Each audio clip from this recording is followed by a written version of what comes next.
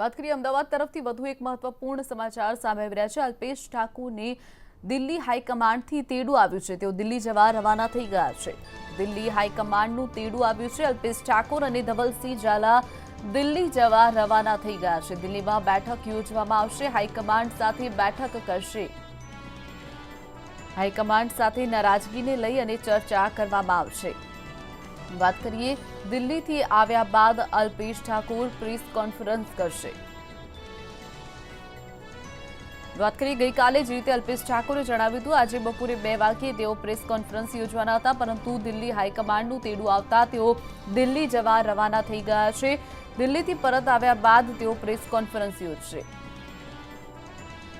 તો અલ્પેશ ઠાકોર અને ધવલસિંહ ઝાલા હાલ દિલ્હી જવા માટે રવાના થઈ ગયા છે। ઉલ્લેખનીય છે કે કોંગ્રેસના કેટલાક ધારાસભ્યો કોંગ્રેસમાંથી ભાજપમાં જોડાઈ શકે છે। 2019ની ચૂંટણીની સત્તાવાર જાહેરાત થાય તે પહેલા તેઓ જોડાઈ શકે છે। આ પ્રકારની ચર્ચા ચાલી રહી છે। તેની વચ્ચે દિલ્હી હાઈકમાન્ડથી અલ્પેશ ઠાકોર અને ધવલસિંહ ઝાલાને દિલ્હી હાઈકમાન્ડથી તેડું આવ્યું છે। કહી શકાય કે કોંગ્રેસમાં ક્યાંક ને ક્યાંક હાલ ફફડાટ ફેલાયો હોય, જેના કારણે હાઈકમાન્ડને આ પ્રકારે બેઠક બોલાવવાની ફરજ પડી હોય, પોતાના ધારાસભ્યોને આ પ્રકારે બોલાવવાની ફરજ પડી હોય। કહી શકાય ક્યાંક ને ક્યાંક કોંગ્રેસ પોતાના ધારાસભ્યોને દર વખતે સાચવવામાં નિષ્ફળ નીવડતી હોય તેવું લાગી રહ્યું છે, અથવા તો પછી જે નેતાઓ છે, જે ધારાસભ્યો છે, તેઓની પણ ક્યાંક ને ક્યાંક માંગો ઈચ્છાઓ વધતી જઈ રહી છે, સત્તાની લાલચ વધતી જઈ રહી છે, જેના કારણે તેઓ પક્ષ પલટો કરી રહ્યા છે। આ તમામની વચ્ચે માત્ર ને માત્ર મરો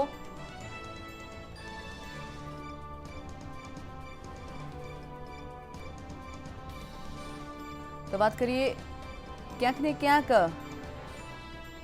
આજે જે બેઠક યોજાવા જઈ રહી છે તેમાં કોંગ્રેસ ક્યાંક ડરી ગઈ હોય તેવું લાગી રહ્યું છે। કોંગ્રેસ આ બેઠક બોલાવી છે, હાઈકમાન્ડની બેઠક બોલાવી છે। અલ્પેશ ઠાકોર અને ધવલસિંહ ઝાલા દિલ્હી જવા રવાના થઈ ગયા છે। દિલ્હીથી પરત ફર્યા બાદ તેઓ પ્રેસ કોન્ફરન્સ યોજશે। વાત કરીએ 2019ની લોકસભાની ચૂંટણી એક તરફ નજીક છે, ત્યારે બીજી તરફ કેટલાક ધારાસભ્યો કોંગ્રેસમાંથી ભાજપમાં જોડાય તેવા અણસાર સર્જાતા કોંગ્રેસ આ બેઠક બોલાવવાની ફરજ પડી છે। હાઈકમાન્ડ દ્વારા આ બેઠક બોલાવવામાં આવી છે। તો અલ્પેશ ઠાકોર અને ધવલસિંહ ઝાલા દિલ્હી જવા રવાના થઈ ગયા છે। વાત કરીએ આ અંગે જ મંતવ્યના સંવાદદાતા અરુણ શાહ આપણી સાથે સીધા જ ન્યૂઝરૂમથી જોડાઈ ગયા છે। અરુણ, જણાવશો જે રીતે અલ્પેશ ઠાકોર ગઈકાલે પ્રેસ કોન્ફરન્સની વાત કરી હતી અને બીજી તરફ આજે તેમને હાઈકમાન્ડનું તેડું આવી ગયું છે, જેના કારણે અલ્પેશ ઠાકોર અને ધવલસિંહ ઝાલા બંને જણા દિલ્હી જવા રવાના થઈ ગયા છે। શું કહેશો અરુણ અંગે? શિવાંગીજી, ચોક્કસ રીતે કહી શકાય કે જે રીતે લોકસભા ચૂંટણી 2019 નજીક આવતી જાય છે તેમ કોંગ્રેસ જ નહીં પરંતુ કોંગ્રેસ અને ભાજપ બંને મુખ્ય રાજકીય પક્ષોમાં, જ્યાં સુધી ગુજરાતને સવાલ છે ત્યાં સુધી ગુજરાતમાં 2 જ રાજકીય પક્ષોનું મહદઅંશે અસ્તિત્વ રહ્યું છે, કોંગ્રેસ અને ભાજપ। આ બંને પક્ષોમાં હાલના તબક્કે કહી શકાય કે ટિકિટ ફાળવણીના મુદ્દે અને ખાસ કરીને ટિકિટ મેળવવાના મુદ્દે જે રીતે આંતરકલહ બહાર આવ્યો છે તે આંતરકલહ હાલના તબક્કે જોઈએ તો ચરમસીમાએ પહોંચ્યો છે। મહદઅંશે આ આંતરકલહ કોંગ્રેસમાં વધુ વ્યાપક રીતે વિસ્તર્યો છે। ન માત્ર ગુજરાત પ્રદેશના નેતાઓ સુધી જ પરંતુ દિલ્હી હાઈકમાન્ડ સુધી આ અંગે નેતાગીરી ચિંતિત બની છે, જેમાં સૌથી મહત્ત્વપૂર્ણ રીતે ગઈકાલની જે ગતિવિધિ થઈ છે તેનાથી ચોક્કસ રીતે હાઈકમાન્ડ ચિંતિત છે।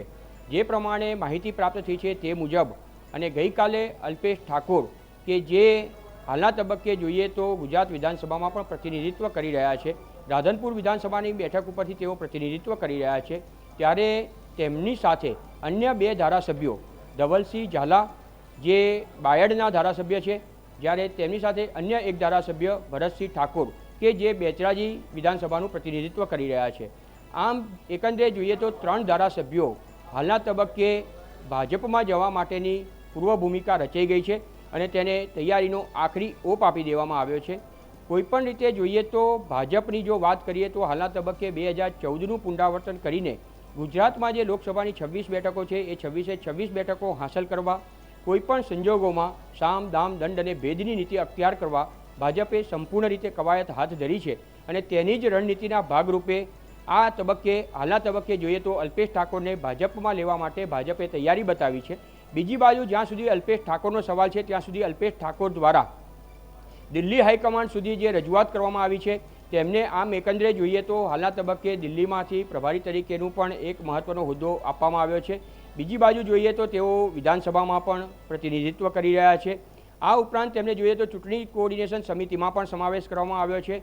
એટલે કે તેમની જે રીતે રાજકીય કારકિર્દી કોંગ્રેસમાં શરૂ થઈ છે તેમાં આજના તબક્કે જોઈએ તો સિનિયર નેતાઓને જે પદ પ્રાપ્ત થયા નથી તે અલ્પેશ ઠાકોરને પ્રાપ્ત કરવામાં સફળતા મળી છે.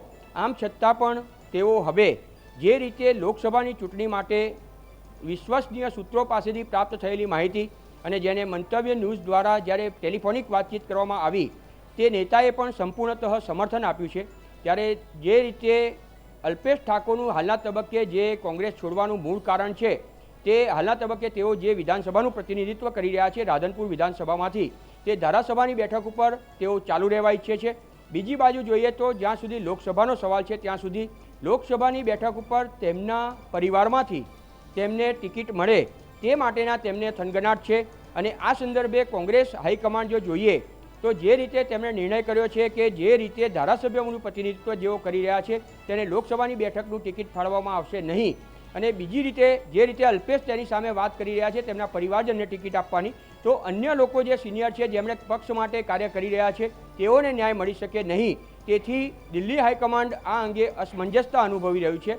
ત્યારે હવે આજે એક મહત્વપૂર્ણ બેઠક દિલ્હીમાં હાલના તબક્કે યોજાવા જઈ રહી છે, જેમાં અલ્પેશ ઠાકોર પણ ઉપસ્થિત રહેશે અને દિલ્હી હાઈકમાન્ડ તેને જે રીતે મનાવવા પ્રયાસ કરી રહ્યો છે કે કોંગ્રેસમાં રહેવા સંદર્ભે તે મુદ્દાની મહત્વપૂર્ણ ચર્ચા થશે. બીજી બાજુ જોઈએ તો અલ્પેશ ઠાકોરની જે રજૂઆત છે કે મારા પરિવારમાંથી લોકસભાની ટિકિટ આપવામાં આવે તે સંદર્ભે પણ ચર્ચાનો મુદ્દો કેન્દ્ર સ્થાને રહેશે. એટલે કે એક રીતે કહી શકાય કે આજે દિલ્હીમાં આ જે બેઠક યોજાશે તેમાં શું નિર્ણય લેવામાં આવશે તે સૌથી મહત્વપૂર્ણ સાબિત થશે અને અલ્પેશ ઠાકોર પણ તેના આધારે જ નિર્ણય કરશે. એક માહિતી જે રીતે ગઈકાલે સત્તાવાર રીતે અલ્પેશ ઠાકોરે જાહેર કરી છે તે મુજબ બપોરે 2 વાગે તે આ અંગે સત્તાવાર રીતે પોતાનું સ્ટેન્ડ શું છે તે જાહેર કરશે. તો ત્રીજો સૌથી મહત્વનો મુદ્દો તેમણે હાલના તબક્કે જે ભાજપમાં સામેલ થવા માટેના ચક્રો ગતિમાન કર્યા છે, સત્તાવાર રીતે ભલે તેમણે સમર્થન આપ્યું નથી પરંતુ જે રીતે ભાજપમાંથી વાતો વહેતી થઈ છે તે મુજબ ભાજપમાં પણ જે એક રીતે જોઈએ તો અલ્પેશ ઠાકોરના પ્રવેશ સામે અસંતોષ ઉપસ્થિત થયો છે.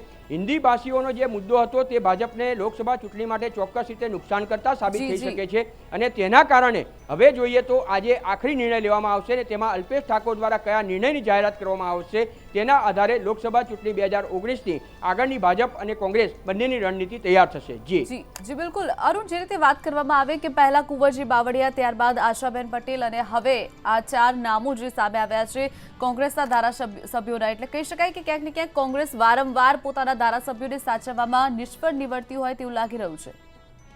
શિવાંગીની આપણી વાત એક રીતે એકદમ સાચી છે.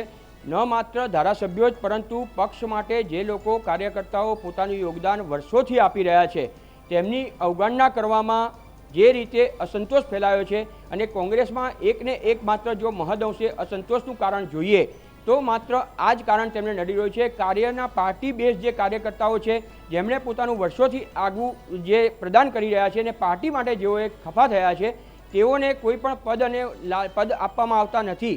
જ્યારે અન્ય લોકોને જે રીતે પદ આપવામાં આવે છે, ઉદાહરણ તરીકે માત્ર અલ્પેશ ઠાકોરની વાત કરીએ તો હાલના તબક્કે જોઈએ તો અલ્પેશ ઠાકોર વિધાનસભામાં રાધનપુર વિધાનસભાનું પ્રતિનિધિત્વ કરે છે. બીજો સૌથી મહત્વનો મુદ્દો તેમને હાલની તબક્કે જે ચૂંટણી કોઓર્ડિનેશન સમિતિ લોકસભા 2019માં જે રચના કરવામાં આવી છે તેમાં પણ તેમનો કોઓર્ડિનેશન કમિટીમાં સમાવેશ કરવામાં આવ્યો છે. ત્રીજી દ્રષ્ટિએ જોઈએ તો તેમને બિહારનો જે પ્રભારી તરીકે પણ તેમની નિયુક્તિ કરવામાં આવી છે.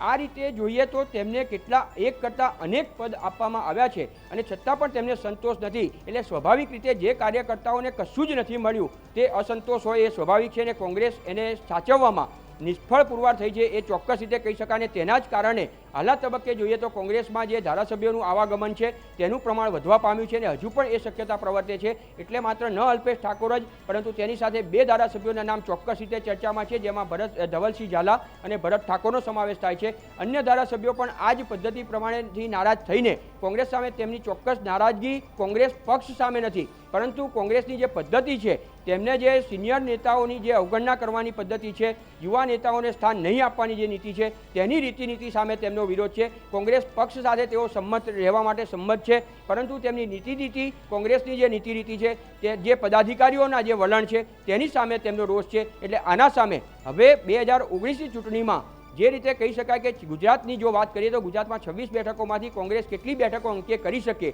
તે માટે હાલના તબક્કે કોંગ્રેસે મજબૂત રીતે સંગઠનને મજબૂત રાખવું પડશે અને સંગઠનના મુદ્દે જો સમાધાન નહીં કરે તો કોંગ્રેસની જે પરિસ્થિતિ 2014માં જે પરિસ્થિતિ થઈ છે તે 26 બેઠકો હાંસલ કરી છે ભાજપે, તે જ પરિસ્થિતિનું નિર્માણ થઈ શકે છે. હવે કોંગ્રેસ આની સામે કઈ રણનીતિ અપનાવશે તે પણ જોવાનું રહેશે. જી બિલકુલ અરુણ, જોડાવા બદલ અને માહિતી બદલ આપનો આભાર.